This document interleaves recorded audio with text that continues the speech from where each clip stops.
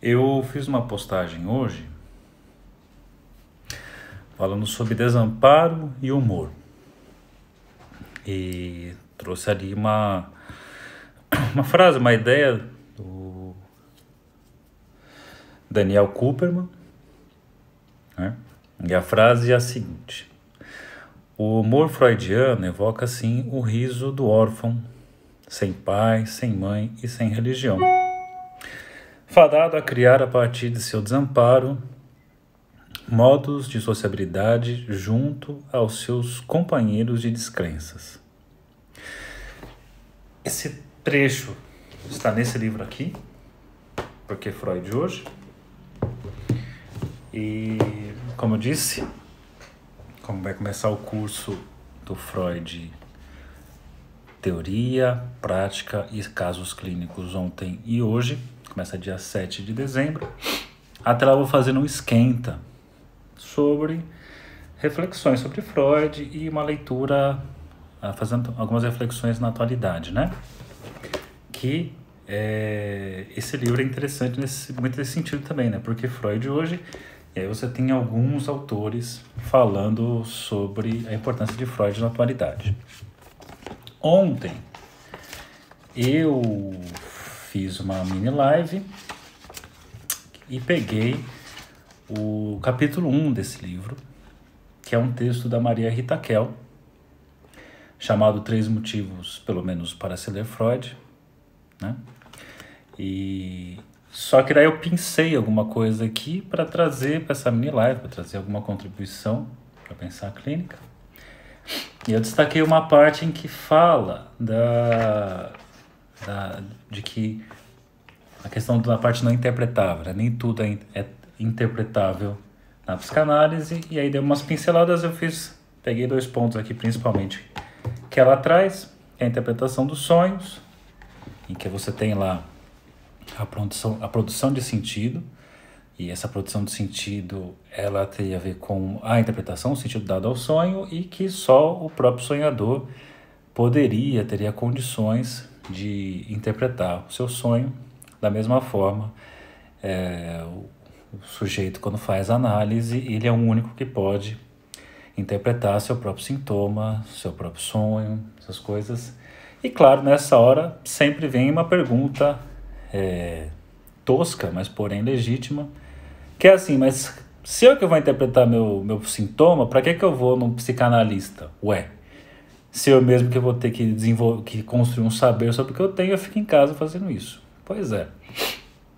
Só que a coisa acontece só nesse nível transindividual, né? Você precisa de um outro, falar para um outro e se escutar através disso. Que nem a galera que fala assim: não, mas eu faço minha autopsicanálise pensando aqui. Não, você não faz pensando. Ah, mas eu não faço pensando, mas eu escrevo. E foi até uma discussão interessante num grupo de estudos, um pouco antes da pandemia começar, em que o ponto era assim: será possível uma análise à distância por cartas, né? Será possível isso? E um ponto que a gente discutiu foi assim: mas o Freud, que teve lá, que é o analista 1, teve o analista 0, que é o Fliss, porque o Freud precisou endereçar a sua questão, o seu sofrimento para alguém, endereçou para o Fliss, e fez isso por meio de carta. Aí ficamos numa discussão, isso vale como análise ou não, enfim. Claro, ali foi uma situação muito específica, não tinha outra possibilidade, porque não existia outro psicanalista ainda, né? E uma coisa bem interessante, que é diferente, por exemplo, vou fazer então por escrito, digitado. O problema é quando você faz isso, você consegue apagar e reescrever. E justamente, pensando na psicanálise, a cura pela fala, é justamente no discurso do sujeito falar, e falar até o que não gostaria de ter falado. E se eu estou trabalhando com um texto, carta, sei lá, eu posso escrever alguma coisa, pensar melhor e refazer. Quando você fala, quando a questão da fala, você não tem como desfalar. Você pode até dizer assim: desconsidere o que eu disse. Aí você enfiar mais um monte de palavra, mas não é que aquilo que você disse se apagou. Você está enfiando mais coisas para falar sobre aquilo. Então nós sabemos disso. Por isso, quando nós falamos uma besteira, não conseguimos desfazer essa besteira que foi dita, você pode tentar desdizer, mas para desdizer você vai gastar muitas palavras, muito discurso para tentar anular. Mas, diferentemente do que acontece em 1884, que você tinha lá o grande irmão e todos os ministérios de apagar as histórias, quando nós falamos da fala, eu não consigo apagar. Então eu falei disso, falei então da questão do princípio do prazer, que é um segundo ponto para fazer... Hoje está travando? O que está travando aí? Não, tá fluindo, não tá? Tá travando, até ajeitei a luz, ó. Não ajeitei nada, tá ruim do mesmo jeito. Essa história de autoanálise e resistência. Não, tem gente que não entende mesmo, né? Eu acho que tem a questão da resistência, mas tem a galera que pensa assim, por que eu não posso fazer em casa sozinho? Mas... E aí eu trouxe outro ponto, que é a partir do além do princípio do prazer, que vai para o além do sentido. Então é bem interessante pensar nisso, a clínica do sentido e do além do sentido. E nisso eu trouxe a ideia de Eros e Thanatos para falar a questão da pulsão de vida, neutralizando a pulsão de morte, a produção de sentido, mas que na nossa pré-história ali, antes do nosso ponto 1 e nossa pós-história, ela é sem sentido, ela pode ser contada por outros, mas a coisa acaba ali, né? Bom, aí se você seguir nesse livro, você tem um capítulo bem denso do Birman, que eu não vou trazer hoje, eu vou preparar para um outro momento, que ele exige mais preparo, tem muita coisa, eu acho que não cabe numa mini live pequenininha, porque ele faz uma articulação super complexa com Foucault e com uma galerinha aqui. E aí eu fui pro capítulo 3, e o capítulo 3, que é do Daniel Kuperman, é um capítulo muito legal, muito mesmo, que é chamado O Quarto Golpe e a Virtude Freudiana. Olha que legal isso. Quarto golpe, porque ele abre aqui dizendo que o próprio Freud se auto-intitula como aquele que causou a terceira ferida narcísica na humanidade. Então ele coloca lá, inicialmente Copérnico, depois Darwin e depois a psicanálise que acorda o sujeito. Não, o livro é esse aqui, ó, Por que Freud hoje? Tá? Livro bem legal. Livro bem legal, um livro barato, vale a pena comprar. Acho que não tem PDF ainda por aí, então, mas vale a pena o investimento. E, aliás, se vocês gostam de outros autores, tem lá o Porquê Lacan, que é o Dunker que escreve, tem o Porquê Winnicott, que é o Leopoldo Fulgêncio que escreve, foi meu orientador de mestrado, tem Porquê Firenze, tem alguns porquês aí. E nesse aqui eu acho que é o único, que são vários psicanalistas, autores, falando de um autor só. No caso, Freud, são várias pessoas falando. Então, nesse aqui, O Quarto Golpe, ele traz um texto bem interessante falando, você coloca aqui, né, ó, Freud, aqueles que perturbaram o sono do mundo. Quem perturbou o sono do mundo? Copérnico, ao demonstrar que a Terra não está situada no centro do universo. Darwin, ao enunciar que o homem descende dos primatas, e não diretamente de Deus. E Freud, ele mesmo, responsável pelo terceiro golpe, a revelar que, movido por forças que desconhece, nosso eu não é senhor da sua própria casa. Não, nosso eu da consciência não manda na casa, tem uma outra coisa ali por trás. E aí o Daniel Kuperman, ele vai chegar num quarto ponto, numa quarta ferida, né, no quarto, como ele chama, quarto golpe aplicado por Freud. E ele faz uma leitura bem legal, ele retoma alguns pontos aqui, né? Ele vai pegar a questão do inconsciente revelado, ele vai pegar a primeira tópica freudiana, a divisão de inconsciente, pré-consciente e consciente, a hipótese, né, da repressão, aquele modelo bem inicial, que existe um material, né, as histéricas sofrem de reminiscências, ou seja, sofrem de uma lembrança, essa lembrança não pode ser trazida à tona, tem a ver com uma experiência traumática que foi afastada da consciência. O objetivo da análise seria conseguir recordar isso, ou recordar teria uma catarse, então a pessoa conseguiria trazer aquele conteúdo que estava afastado, seria rememorado e pronto. Desmontou aquela estrutura de trauma, aquela estrutura de que alguma coisa está faltando, que fica naquela repetição neurótica. Beleza, então, ele começa fazendo isso. Aí ele traz uma coisa muito legal sobre o texto O Xiste e sua relação com o inconsciente. E é um texto muito legal do Freud, é um texto grande do Freud, né, falando das tiradas espirituosas, não sei onde está meu livro aqui, E ele faz alguns comentários, né?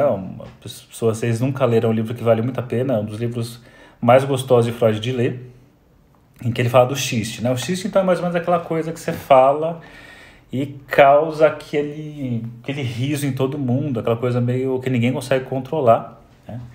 E, sei lá, já dei alguns exemplos aí em cursos, mas é uma coisa que você fala, geralmente quem fala muitas vezes tem já a intenção de causar isso no outro, mas às vezes acontece também de muitas vezes você falar algo e o próprio falar algo causa já esse efeito cômico, né? E ele coloca aqui, por exemplo, ó, em seu circuito, no xiste, a tirada espirituosa, ele inclui 3 pessoas: o próprio piadista, que é o que está contando a piada, o alvo, aquele para quem se conta o xiste, e o público que ri da pressão imposta ao seu psiquismo pelo recalcamento. Ri, né?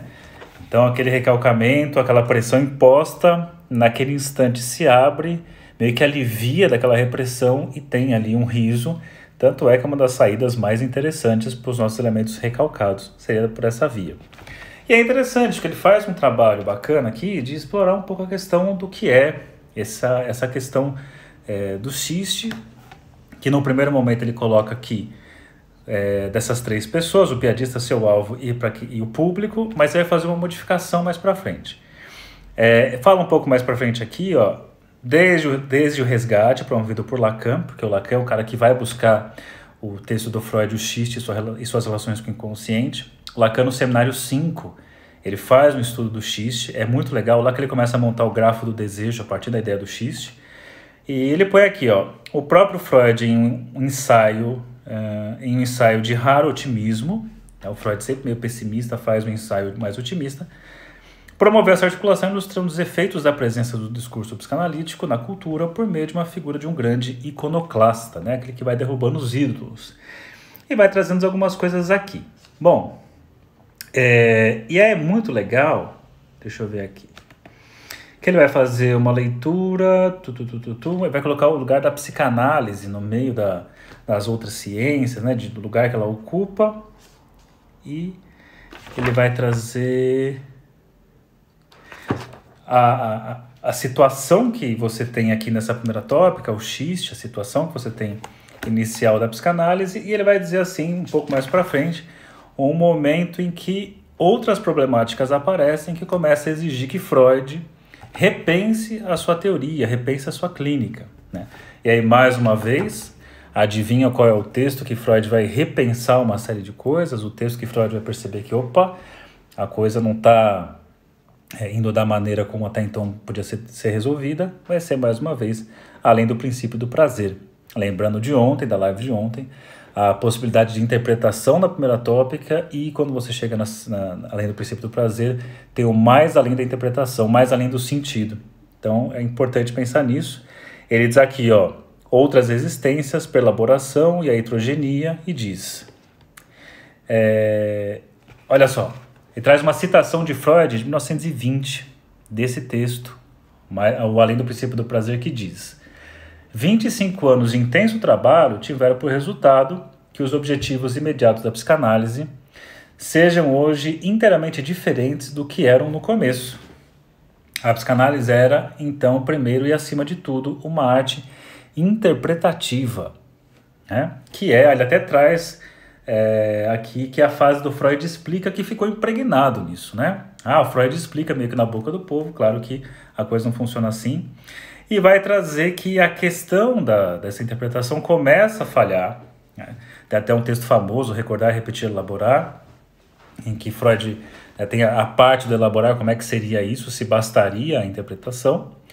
E com mais além do princípio do prazer se mostra que existe esse ponto cego no final de uma interpretação, né? A interpretação nunca é toda, aproveitando aí os lacanianos de plantão que falam, né? Uma interpretação não toda, a mulher não toda, ou seja, não existe um todo, um conjunto total que não esteja faltando algo. Então toda a interpretação é não toda.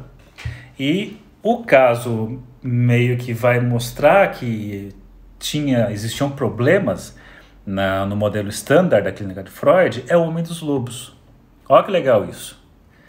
O Homem dos Lobos, isso aliás, lá no curso eu vou falar dessa parte, que o Homem dos Lobos começa a questionar o que a clínica freudiana fazia, né, o raciocínio que se tinha até então, porque olha só, algumas coisas curiosas do Homem dos Lobos. Uma das primeiras coisas é aqui, ó, o caso conhecido como Homem dos Lobos é emblemático. Uma adversidade transferencial encoberta por uma postura de dócil indiferença. Parecia transformar seu tratamento em um empreendimento interminável. Percebendo o imbróglio, Freud empregou um dispositivo pouco ortodoxo. E é muito interessante que no caso do Homem dos Lobos, o Freud decidiu colocar uma data para terminar. Falou, ó, quer saber? Tá muito enrolado isso aqui, nós vamos terminar na data tal. Melhor ou pior, melhorando ou não, vamos terminar numa data. E parece que essa questão do tempo, de alguma forma, fez a coisa caminhar mais. E até coloca aqui, ó, que muitos dos passos bem-sucedidos no Homem dos Lobos aconteceram a partir da colocação do término, inclusive o famoso sonho dos lobos. E aí coloca que o caso se encerrou no verão de 1914, com o início da Primeira Guerra Mundial. Né? Então, e o que é interessante? Que vai trazer que Freud faz uma leitura do Homem dos Lobos, e ele coloca dentro de uma neurose obsessiva. Porém, ó, o Homem dos Lobos retorna para a Rússia. Desculpa, ele volta para a Rússia na época da guerra, depois ele volta para Viena, só que ele vai para uma outra analista. E uma outra analista, a Brunswick, discorda do diagnóstico do Freud. E vai dizer, ó, não é neurose obsessiva. Isso está para mais um caso de paranoia. E aí é muito legal porque sabe qual vai ser um diagnóstico dado, um dos diagnósticos a ser pensado, que o Homem dos Lobos foi o primeiro caso borderline, o primeiro caso limite. Então, a clínica standard, a clínica enxergada ali, que era possível a interpretação, que era possível a produção de sentido, começa a não funcionar, pelo menos no caso do Homem dos Lobos, que é o caso publicado por Freud. Por mais que ele coloque ali que teve sucesso, sabemos que não foi esse sucesso. E pelo contrário, o Homem dos Lobos é um caso meio que confunde, que tem trocentos diagnósticos, e um dos diagnósticos possíveis seria um caso limite, ou borderline, né? E olha que interessante. Por conta disso, o Freud vai perceber que não existiam apenas as resistências egóicas. Olha que muito louco isso. Mas também resistências bem mais difíceis de manobrar. Resistências vindas do id e resistências vindas do superego. Olha só. Bom, ele vai trazer algumas leituras aqui, que eu não vou ficar aprofundando para não virar uma aula, é só um convite para vocês lerem o texto. Aí ele coloca aqui, ó, não apenas tempo, sobretudo nos casos mais graves, interpretar as resistências e os sintomas é insuficiente. A psicanálise exige também, olha que legal, a presença sensível do psicanalista, para que no trabalho da elaboração o analisando possa superar as obstinadas resistências oriundas do id e do superego.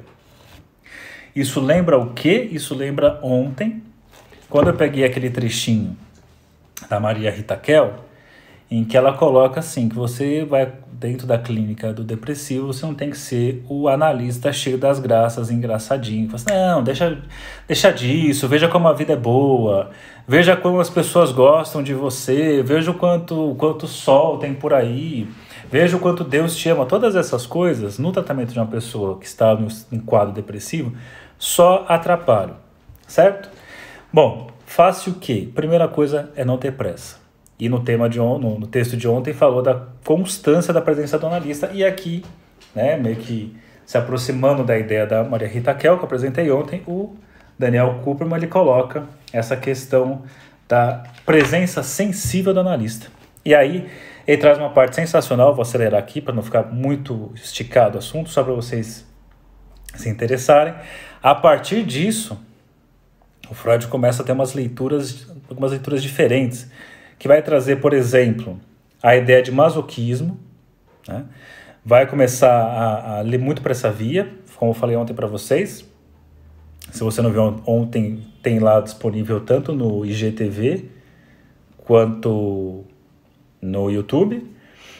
E aí vai falar assim, ó, você teve alguns casos, né? O Weissman, da neurose demoníaca, você vai ter o Dostoiévski, você vai ter alguns casos aqui que aparece uma satisfação masoquista, por exemplo, no Dostoiévski, que existe ali uma identificação anterior, né? Não é simplesmente uma resistência egóica, mas uma resistência de outra ordem, do id e do superego. Ele vai dizer mais ou menos assim, ó, olha que interessante isso, para acelerar as coisas.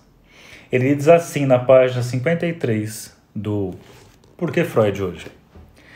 Ó, como lemos, se vocês conhecem Dostoiévski, né, sabe que é o escritor favorito do Freud, um dos, né, mas que o livro Os Irmãos Karamazov era considerado o favorito do Freud, que é um caso muito interessante. Se vocês nunca leram, vale muito a pena dedicar uns meses aí para ler esse livro. E o Freud consegue localizar nos Irmãos Karamazov uma tentativa de elaboração do Dostoiévski sobre a questão com a morte do pai. Ele presenciou o assassinato do pai e, de alguma forma, a realização de uma fantasia infantil nessa cena. Mas o trecho que eu queria dizer é assim, ó, como lemos em relação a Dostoiévski, seu ego, identificado narcisicamente ao pai morto, viveria um gozo masoquista. Olha que interessante. Ao passo que o superego experimentaria um gozo sádico pela inversão da situação identificatória. E diz assim, agora seu pai está matando você. Então veja que isso aí traz uma complexidade clínica maior. E aí nós ainda falamos assim, mas Freud é fácil, difícil é fulano ciclano. Dei uma olhada, né? Não sei se vocês já pararam para estudar o texto do Freud, o id e o ego.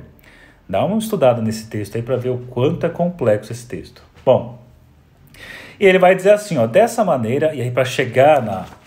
Alguém perguntou aqui qual que é o tema é para falar aqui, ó, o quarto golpe, né, de Freud, do primeiro golpe Copérnico, segundo Darwin, terceiro Freud, com a ideia de que o eu não é senhor da sua casa, e vê um quarto golpe, viu que o Daniel Kahneman foi preparando a ideia da presença do analista, e diz assim, e trouxe a questão do homem dos lobos, que talvez ali seria o primeiro caso borderline, que o raciocínio estándar, né, a forma de se pensar através de defesas egóicas talvez não funcionasse ali, que precisaria se ampliar, e começa a trazer resistências do id, resistências do superego, e diz assim, ó, dessa maneira a equação que articula o desamparo traumático, as identificações constitutivas de um superego tirânico e ao masoquismo indica que o campo da clínica se depara com resistências distintas daquelas reconhecidas no contexto do predomínio da hipótese repressiva da primeira tópica.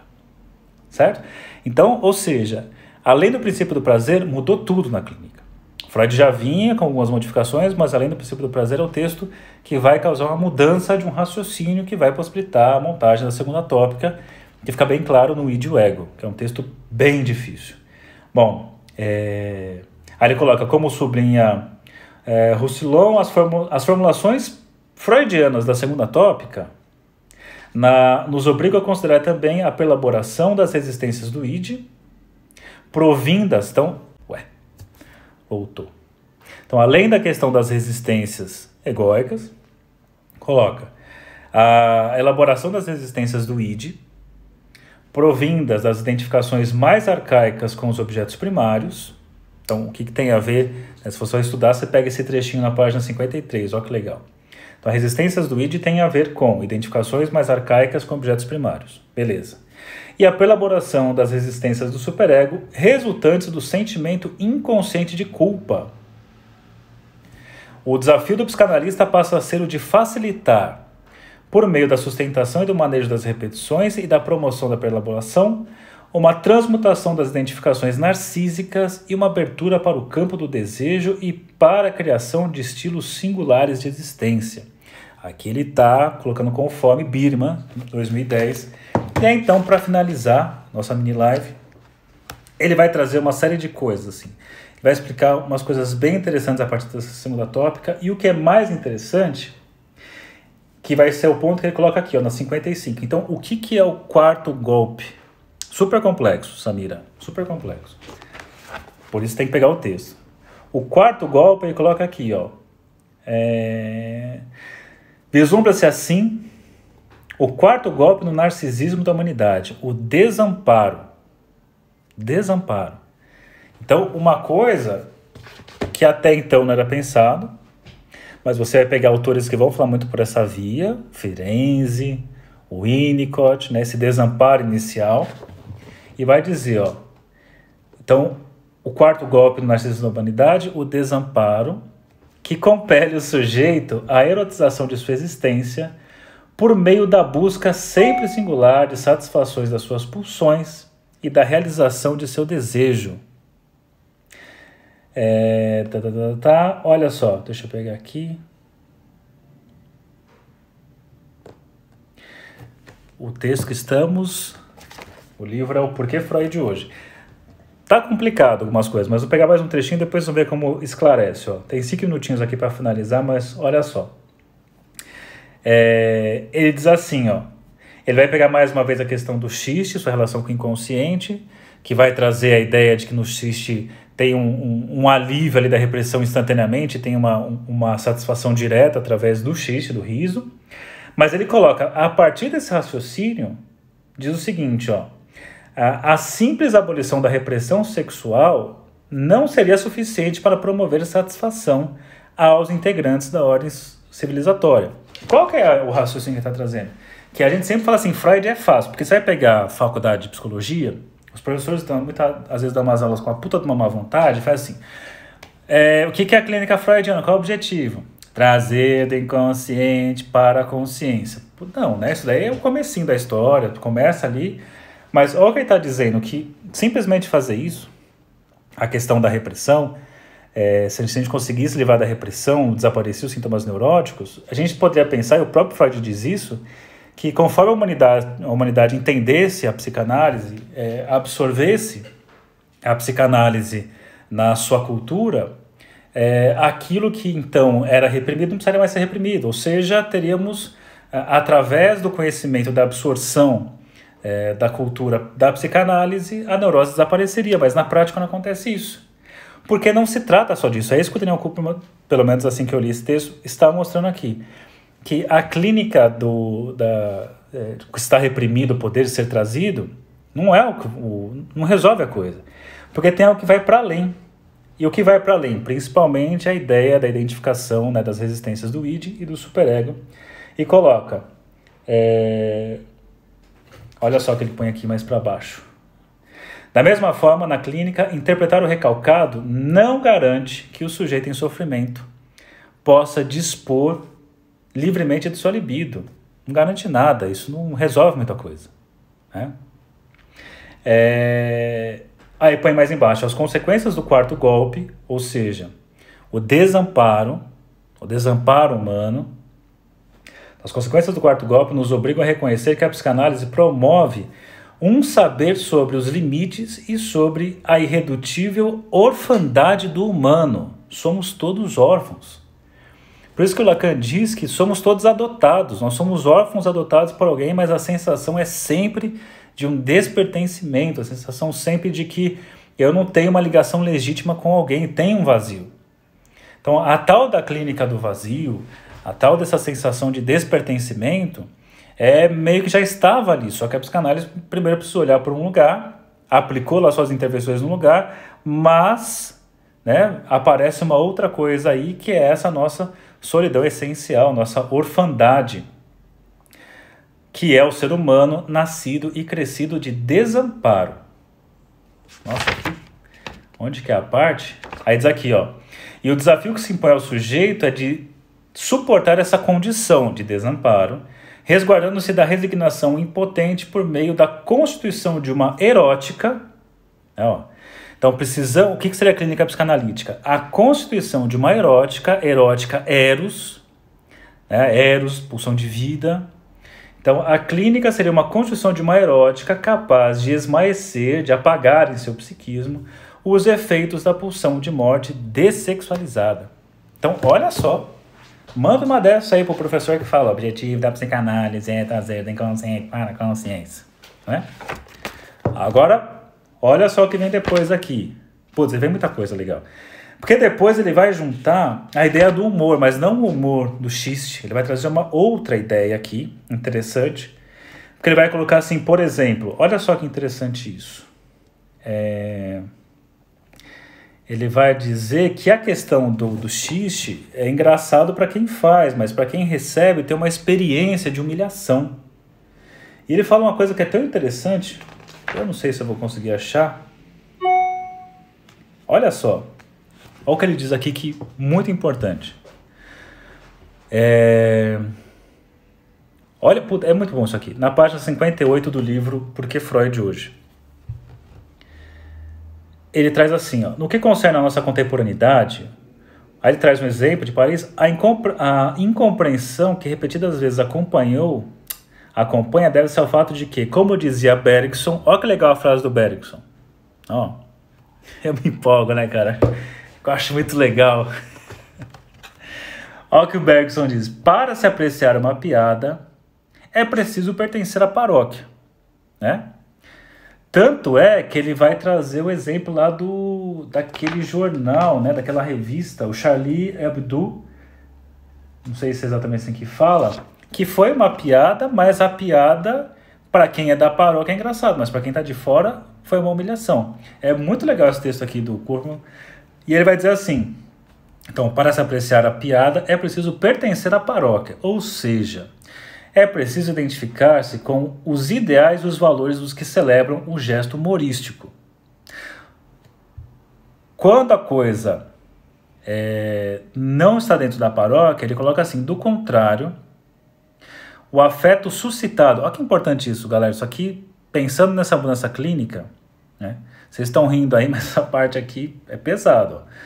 Do contrário, o afeto suscitado, que se identifica como alvo do humor alheio, é da humilhação.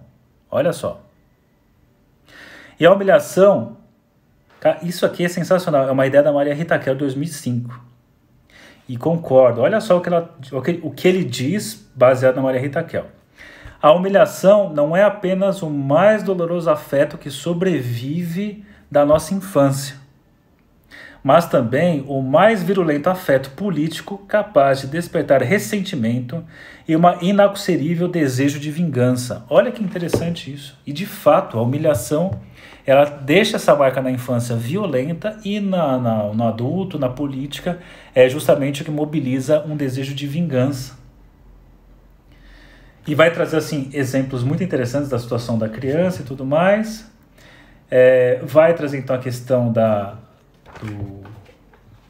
sobre o riso, sobre o humor. E para finalizar a nossa live, que eu tenho que fazer outras coisas, diz assim, ó. O humor freudiano evoca assim o riso do órfão. Sem pai, sem mãe e sem religião. Fadado a criar, a partir do seu desamparo, modos de sociabilidade junto aos seus companheiros de descrença. Né? Então, mais uma vez esse trecho aqui. Então, no fim das contas, o quarto golpe é apontar para a nossa... qual é a palavra que ele usou aqui? Nosso desamparo, verdade? E o riso do órfão, ele vai trazer a questão não só do texto xiste, mas um outro texto sobre humor. Sem pai, sem mãe, sem religião, porque tudo isso a gente cria simbolicamente, ele cria esses laços, mas é uma ligação artificial. Como tudo, né, boa parte do humano é artificial, você tira essa parte artificial sobre o que? O nosso desamparo. Fadado a criar a partir do seu desamparo, então nós na clínica passamos, e eu sempre penso isso, que numa análise vem uma fase meio depressiva, porque é um desamparo, é quando as coisas caem, o sentido se mostra assim, cara, as coisas não têm sentido, as coisas começam a desmoronar. Vem aquela questão que eu falei agora há pouco, que na análise é o lugar de se constituir uma erótica capaz de esmaecer essa pulsão de morte dessexualizada. E por fim, modos de sociabilidade junto aos seus companheiros de descrença. Então é isso aí. Bom, esse é o livro que eu fiz o segundo hoje, né? O Porquê Freud 2. Eu vou fazer algumas mini lives até o dia do curso, dia 7 de dezembro. Começa o curso Freud, Teoria, Prática, Casos Clínicos, ontem e hoje, em que eu vou trazer um pouco do raciocínio de assim, como é que nós podemos pensar numa clínica freudiana nos dias atuais. Um curso assim, provavelmente o primeiro de algumas ou de uns outros que virão seguindo esse caminho de Freud. Então é isso aí. É comum nessa fase verossística? Não necessariamente. Eu não vou conseguir responder as perguntas aqui porque eu tenho um outro compromisso. E é isso aí. Empolgação, bons estudos para vocês. Materiais de apoio. Você pode entrar lá no Telegram, Saulo Durso Ferreira Psi.